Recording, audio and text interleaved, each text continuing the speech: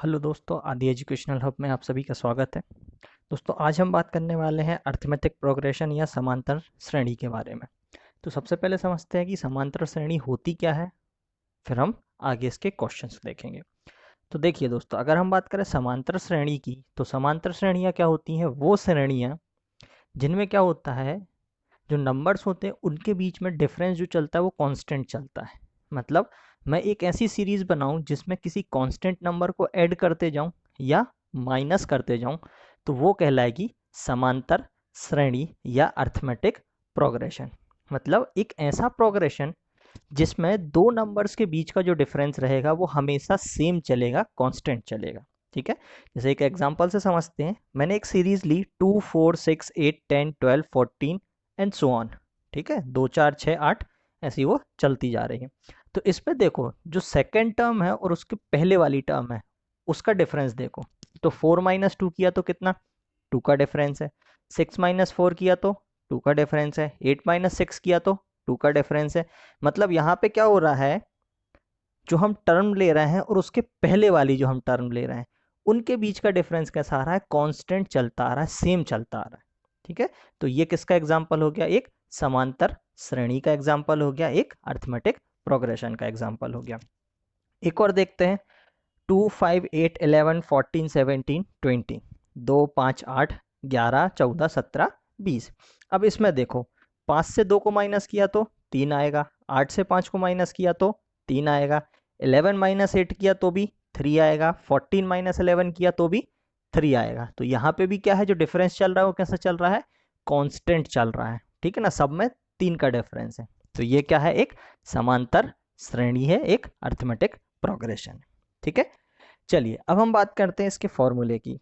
तो arithmetic progression में अगर मुझे कोई टर्म फाइंड करना है, ठीक है ना, मुझे फाइंड करना है कि एक सीरीज की ये वाली टर्म क्या होगी, 20वीं टर्म क्या होगी, या 50वीं टर्म क्या होगी, ठीक है, या 15वीं टर्म क्या होगी, कोई भी हो सकती है। ठीक है, तो उसका फॉर्मूला हो जाता है ए एन मतलब वो term equals to a plus N minus one into D.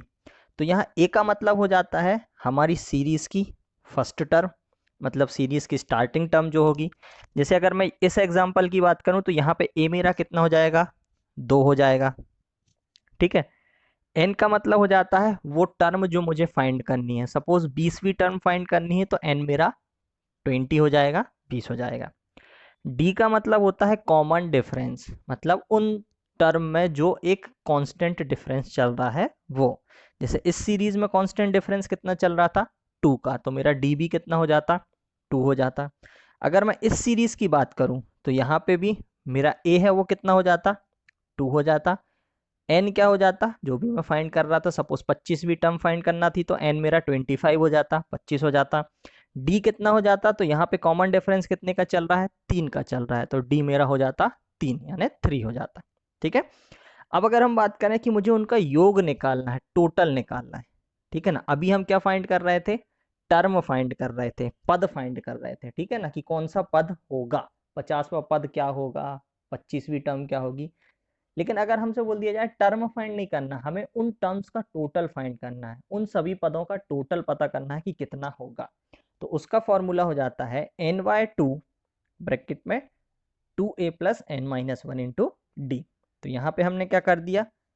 N minus n divide by two, n मतलब जितनी टर्म्स हैं उनका हाफ कर दिया, फिर 2a मतलब first term plus N minus one into D. तो इससे मुझे पता चल जाएगा कि जितनी हमारी टर्म्स हैं उनका टोटल क्या है। ठीक है, चलिए अब आते हैं हम क्वेश्चन पे। तो हमारा पहला क्वेश्चन है, यदि समांतर श्रेणी 4 9 14 19 चलती जा रही है, मैं 20वां पद क्या होगा? ठीक है, हमको फाइंड करना है 20th टर्म, और सीरीज क्या चल रही है? 4 9 14 19। इस तरीके से हमारी सीरीज चल रही है। तो देखो फॉर्मूला हमने क्या पढ़ा? ए एन, यहाँ पे ए एन कितना हो गया हमारा? 20। तो 20 इक्वल्स टू क्या होता है? A plus N minus one into D. तो ए क्या हो जाएगा? First term that is 4, plus N कितना? 20, क्योंकि 20 टर्म हमको फाइंड करनी है, माइनस वन इंटू डी कितना हो जाएगा? तो डी निकालने के लिए हम क्या करें? सेकंड से फर्स्ट टर्म को माइनस कर दें। तो 9 माइनस 4 किया तो कितना आ गया? 5 आ गया। अब क्रॉस चेक करने के लिए हमने एक बार और ट्राई कर लिया, हमने थर्ड टर्म से सेकंड टर्म को भी माइनस करके देख लिया। तो 14 माइनस 9 किया तो कितना आएगा, 5 आएगा। मतलब हमारा कॉमन डिफरेंस कितना चल रहा है, 5। तो ये आ गया डी हमारा कितना, 5, 5 आ गया। अब इसको हम सिंप्लीफाई कर लें।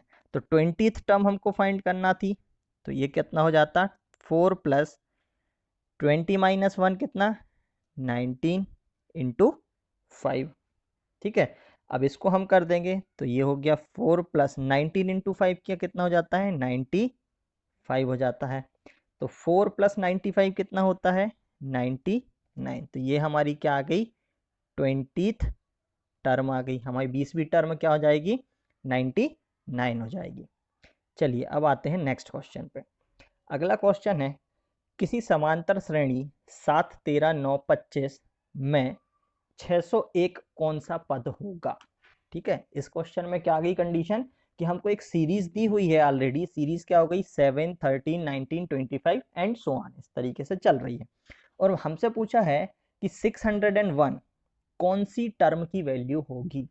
मतलब यहाँ पे हमें पद फाइंड करना है, लेकिन वैल्यू ऑलरेडी दी हुई है। ठीक है, यहाँ पे हमें पता है कि वैल्यू क्या है। इसके पहले वाले क्वेश्चन में क्या टर्म हमें पता थी कि कौन सी फाइंड करना है, हमें उस टर्म की वैल्यू बताना थी कि वैल्यू क्या होगी। लेकिन यहाँ पे क्या हो गया, वैल्यू हमें दी है, हमें टर्म फाइंड करना है कि ये वैल्यू कौन से टर्म की होगी। चलिए यहाँ भी कंडीशन वही सेम होगी, बस क्या हो जाएगा, यहाँ पे हम उस टर्म की वैल्यू रख देंगे। तो वैल्यू कितनी हो गई, 601 601 इक्वल्स टू ए कितना, 7 प्लस एन हमें नहीं पता तो n minus 1 as it is, क्योंकि वही तो हमें फाइंड करना है। इंटू डी कितना हो जाएगा, तो 13 माइनस 7 किया कितना आ गया, 6। क्रॉस चेक करने के लिए मैंने एक बार और ट्राई कर लिया, 19 माइनस 13 किया तो 6। मतलब कॉमन डिफरेंस हमारा कितना चल रहा है, 6 का चल रहा है। अब इसको हम सिंप्लीफाई कर दें। ये 7 यहाँ प्लस में है, अगर मैं दूसरे साइड ले जाऊँ तो माइनस हो जाएगा। ठीक, तो 601 माइनस 7 इक्वल्स टू क्या हो जाएगा, n माइनस 1 इंटू 6। इसको हमने माइनस कर दिया तो ये हो जाएगा कितना, 601 माइनस 7 किया तो कितना, 594। तो 594 इक्वल्स टू कितना हो जाएगा, n माइनस 1 इंटू 6। अब ये 6 यहाँ पे मल्टीप्लाइड में, अगर मैं इसको इक्वल्स टू के दूसरे साइड ले आऊँ तो क्या हो जाएगा, डिवाइड में, क्योंकि हमें फाइंड क्या करनी है, इस n की वैल्यू। तो हम क्या करेंगे, बाकी जो चीज़ें हैं उसको इक्वल्स टू के दूसरे साइड ट्रांसफर करते जाएंगे, ताकि लास्ट में हमें क्या मिल जाए, n की वैल्यू। तो इस 6 को मैंने ट्रांसफर कर दिया तो क्या हो जाएगा, 594 divided by 6 equals to n minus 1। अब इससे मैंने डिवाइड किया तो ये कितने टाइम जाएगा, 99 टाइम्स। ठीक है, 690 6 9 ज़ा 54, 6 9 ज़ा 54, तो ये हो गया 99 इक्वल्स टू n माइनस 1। अब मुझे n माइनस 1 की वैल्यू पता चल गई कितनी, 99। लेकिन हमें n माइनस 1 की वैल्यू नहीं निकालना, हमें n की वैल्यू निकालना है। तो ये जो 1 यहाँ पे माइनस में है, इसको भी मैं दूसरे साइड ट्रांसफर कर दूंगा। तो 99 प्लस 1 इक्वल्स टू कितना हो जाएगा, 100। और ये क्या आ गई मेरे n की वैल्यू। मतलब जो हमारी सीरीज चली आ रही थी 7, 13, 19, 25 इस तरीके से, उसमें 601 जो वैल्यू आएगी वो हमारी कौन से टर्म की आएगी, 100th टर्म की, 100वीं टर्म की वैल्यू हमारी कितनी आएगी, 601। चलो अब आते हैं नेक्स्ट क्वेश्चन पे। अगला क्वेश्चन है हमारा, किसी समांतर श्रेणी के अगले हर पद में 10 की वृद्धि हो, वह 50वां पद 494 हो, तो प्रथम पद क्या होगा। अब देखो यहाँ पे मुझे पता है कि जो हमारी 50th टर्म होगी उसकी वैल्यू कितनी है, 494। और हर टर्म में 10 से इंक्रीज हो रही है, मतलब 10 क्या हो गया यहाँ पे, डी हो गया, हमारा कॉमन डिफरेंस हो गया। और हमें बताना है कि ए की वैल्यू क्या होगी। फॉर्मूला यहाँ भी सेम रहेगा। ठीक है, 50th पद कितना हो जाएगा, 50th पद की value 494 equals to a plus n minus 1। तो n कितना हो जाएगा, 50 माइनस 1 इंटू डी कितना, 10। अब हम इसको सॉल्व कर लेंगे तो ये हो गया 494 इक्वल्स टू ए प्लस, इसको सॉल्व किया तो कितना हो जाएगा, 49 इंटू 10। तो ये हो गया 494 इक्वल्स टू ए प्लस 490। अब मैं क्या करूं, इस 490 को दूसरे साइड ट्रांसफर कर दूं, ठीक है। तो यहाँ किस में है वो प्लस में, इस साइड आके क्या हो जाएगा माइनस। तो 494 माइनस 490 इक्वल्स टू क्या बचेगा ए। तो इसको माइनस किया तो क्या हो जाएगा ए इक्वल्स टू आ जाएगा हमारा 4। मतलब हमारे टर्म की पहली वैल्यू क्या होती, फर्स्ट टर्म क्या हो जाता 4, ठीक है। जो सीरीज हम बना रहे थे उस सीरीज की पहली टर्म क्या होती 4, ठीक है ना। डिफरेंस हमको पता है 10 का, तब जाके हमारी 50th टर्म या 50वीं टर्म कितनी आती 494, 494 आती, ठीक है। चलो अब आते हैं अगले क्वेश्चन पे। नेक्स्ट क्वेश्चन है हमारा, यदि किसी समांतर श्रेणी का 16वां पद 53 है व 26वां पद 83 हो तो 51वां पद बताओ, ठीक है। अब देखो इस क्वेश्चन में क्या है, यहाँ पे हमको पता है कि हमारी 60th टर्म जो है वो है 53 और 26th टर्म जो है वो है 83 और फाइंड हमें 51th टर्म करना है, ठीक है ना। फाइंड क्या करना है 51th टर्म। लेकिन यहाँ पे हमें ना ए की वैल्यू पता है ना डी की वैल्यू पता है, ना मतलब हमें नहीं पता कि हमारी फर्स्ट टर्म क्या है और ना हमें ये पता है कि हमारा कॉमन डिफरेंस क्या है। तो हम क्या करेंगे, पहले फर्स्ट टर्म और कॉमन डिफरेंस फाइंड करेंगे। तो उसके लिए हम क्या करेंगे, हमको दो वैल्यूज पता है, 60 टर्म की भी पता है और 26th टर्म की भी पता है। तो इससे हम पहले ए और डी को फाइंड करेंगे। कैसे, हम इनसे दो इक्वेशन फाइंड करेंगे। चलो तो कौन सा टर्म मुझे फाइंड करना है, सबसे पहले 26th ले लेता हूँ, कितनी दी हुई है वैल्यू 83। तो 83 क्या हो जाएगी ए प्लस एन कितना हो जाता मेरा 26। तो ए मतलब सॉरी एन क्या हो जाता 26, तो 26 माइनस 1 क्या हो जाता 25 इंटू डी। तो ये मेरी हो जाती सेकंड इक्वेशन। और फर्स्ट इक्वेशन क्या हो जाती 16वां पद कितना है 53 equals to a plus 16 minus 1, क्योंकि n माइनस 1 हम करते हैं तो 16 माइनस 1 किया 15 इंटू क्या डी। ये हो गई मेरी फर्स्ट टर्म। अब मैं क्या करूं, सेकंड से फर्स्ट को माइनस कर दूं, ठीक है ना। तो मैंने कर दिया, इसको माइनस किया 83 से 53 गया, ये बचा 30, ये भी माइनस ये भी माइनस, सब माइनस के साइन चेंज होगा क्योंकि हम माइनस कर रहे हैं। तो ये प्लस माइनस माइनस हो गया, ये प्लस माइनस माइनस हो जाएगा तो कितना हो जाएगा 25d माइनस 15d मतलब 10d, ठीक है ना। तो d की वैल्यू निकालना है तो मैं क्या करूं, इस 10 से 30 को डिवाइड कर दूं, तो 30 divided by 10 equals to d कितना आ जाता वो 3। अब d की वैल्यू हमें पता चल गई, अब हमें करना है a की वैल्यू पता है। तो उसके लिए हम क्या करें, इस d की वैल्यू को फर्स्ट या सेकंड किसी भी इक्वेशन में पुट कर दें। चलो हमने कर दिया फर्स्ट इक्वेशन में, वो कितनी थी 53 equals to a plus 15 into 3, ठीक है। 15 इंटू डी था ना, तो वो हो गया 15 इंटू 3। अब 15 इंटू 3 कितना होता है 45, तो ये हो जाएगा 53 माइनस 45 इक्वल्स टू ए। अब 53 से 45 माइनस किया, ठीक है, 53 से 45 माइनस किया तो कितना आ जाएगा 8, 8 आता है। तो ए की वैल्यू कितनी हो जाएगी 8। अब मुझे पता चल गया ए की वैल्यू है 8 और डी की वैल्यू है 3, मतलब हमारा पहला टर्म है 8 और कॉमन डिफरेंस कितना है 3। क्या अब मैं 51वां टर्म निकाल सकता हूँ, बिल्कुल निकाल सकता हूँ। तो मुझे क्या फाइंड करना है 51th टर्म। तो वो क्या हो जाएगा ए की वैल्यू कितनी है 8 प्लस n माइनस 1 मतलब 51 माइनस 1 इंटू डी कितना है हमारा 3। इसको हम सिंप्लीफाई कर लें तो 8 प्लस ये हो गया 50 इंटू 3, ठीक है। तो ये कितना हो जाएगा 8 प्लस 150 सॉरी, और 150 प्लस 8 158, ठीक है ना। ये कितना हो जाएगा 158। तो ये आ गए हमारे 51th टर्म की वैल्यू, ठीक है ना। हमारी जो सीरीज बन रही थी जिसका 16वां पद 53 था और 26वां पद 83 था, उसका 51वां पद कितना हो जाएगा 158, ठीक है ना। 51th टर्म क्या हो जाएगी 158। चलिए अब आते हैं नेक्स्ट क्वेश्चन पे।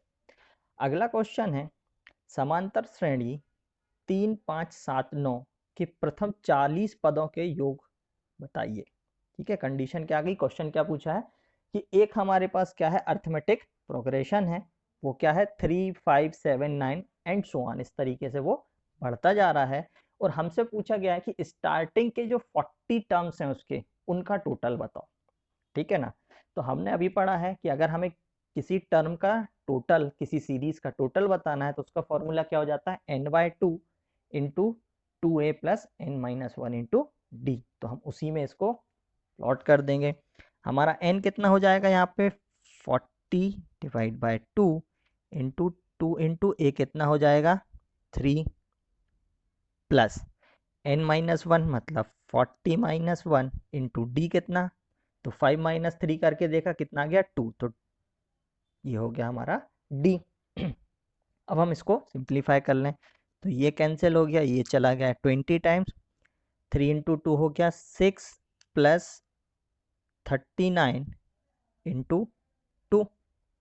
ठीक है, तो ये हो गया 20 इंटू 6 प्लस 39 इंटू 2 कितना 78।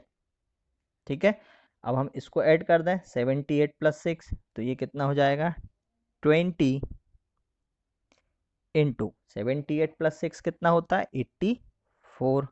तो 20 इंटू 84 किया कितना आ जाएगा 1680, मतलब 1680, 1680।